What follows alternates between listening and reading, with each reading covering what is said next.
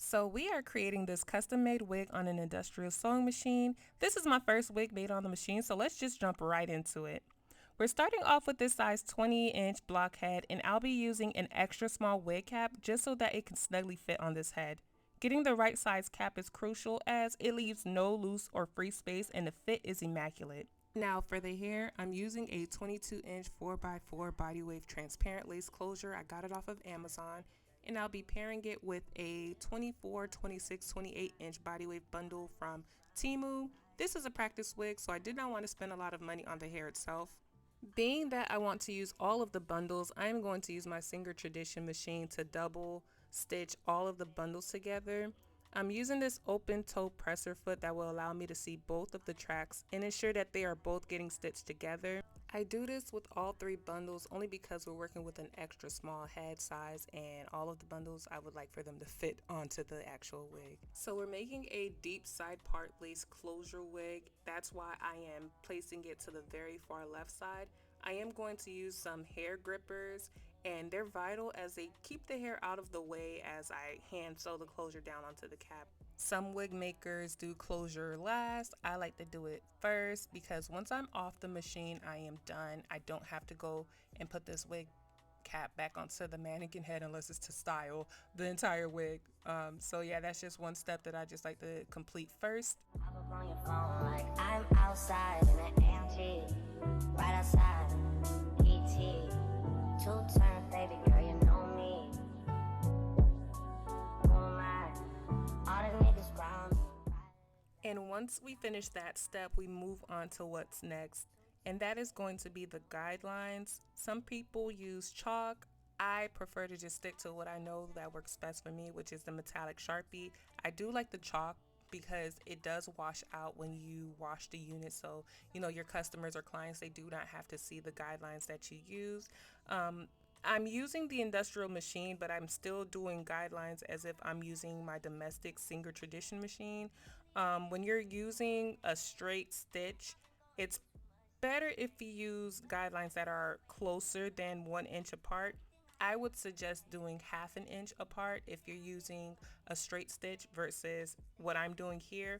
But yeah, we're practicing wig making on the industrial machine, so switching up your guidelines is just key if you're using a different type of stitch versus the zigzag. So here we are on the actual machine. I am just securing the closure down, although I hand stitched it onto the cap. I'm using this machine to just kind of go back and secure it along the borders. This is a QSO industrial sewing machine, and I got it off of Alibaba. I paid about $580 for the entire setup, the machine, the table, the wheels for the table, and this is the actual thread that I'm using on the machine. It took me a while to get comfortable with this machine. Now, although I've been making wigs on machines for over 5 years now, this industrial machine definitely took the cake. I do like the fact that it comes with that metal ball that makes it so much easier just to navigate your wig through the machine. But until they actually create domestic machines with this ball attachment head, I'm good. I actually sold this machine after completing this wig because I just realized it wasn't for me. I'm low-key thinking about going back to hand stitching my wigs together because I've never had any issues. So yeah, this machine definitely was sold after this wig. I did, however, complete the entire unit on the machine. It just took a while longer because I was running into so many mishaps and issues. I do plan on buying another industrial machine only because I ain't no punk and I want to tackle this again, but I might try a different brand like maybe Texo or Golden Will and actually dish out an extra $1,000 or so on that machine because once I got a hang of it, I did like it, but I sold this machine only because I don't feel like it was the right machine for me to have started off with.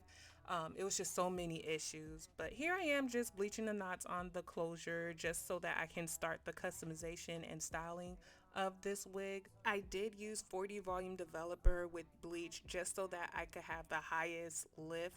Remember, this closure came from Amazon, so it's not like a super high quality lace or super high quality hair was used for the lace closure, so I did use a higher volume. And of course, right after, I used some Fanola shampoo to get rid of any orange tones or brassiness.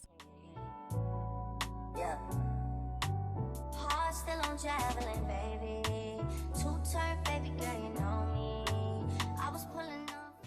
Now for the hair itself, I am using some Dove conditioner just to kind of help revive it and get it ready for styling. I am going to comb out any of the shed hair from the bundles. Now these bundles, they're super thin. They're not that great, but even so, I'm giving it a little TLC just so that I could get the best possible result from the hair. Complain to you, wish it stayed the same. Sorry. So I did get some shedding, nothing too excessive. Here's how the wig is looking so far. And the next step is going to pretty much be customizing. So we're going to customize the hairline by me just, plucking out some of the density in the closure. Surprisingly, the closure was probably the best part of the wig. For it to be as affordable as it was, I was fairly surprised with the overall quality of the hair and how it was ventilated. It did have very small knots in the very front of the closure, which is crucial for bleaching and creating the most natural looking hairline. So here I am just going in with my wax stick and hot comb, just trying to get the closure as flat as possible. It was lightly ventilated and it's only a 4x4 closure, but still it was able to cover all of the tracks that were there. I did use some black hairspray, as you guys seen, just to kind of correct any over bleaching. Now, just to add a little razzle dazzle, I am going to do like a side swoop. I didn't want to add excessive baby hairs. Mind you, this is just a 4x4 closure. No need for baby hairs on this unit, but this was just more so just adding something to show like, yeah, it's a side part unit. It's a laid side part unit, and this was the best way for me to go about it.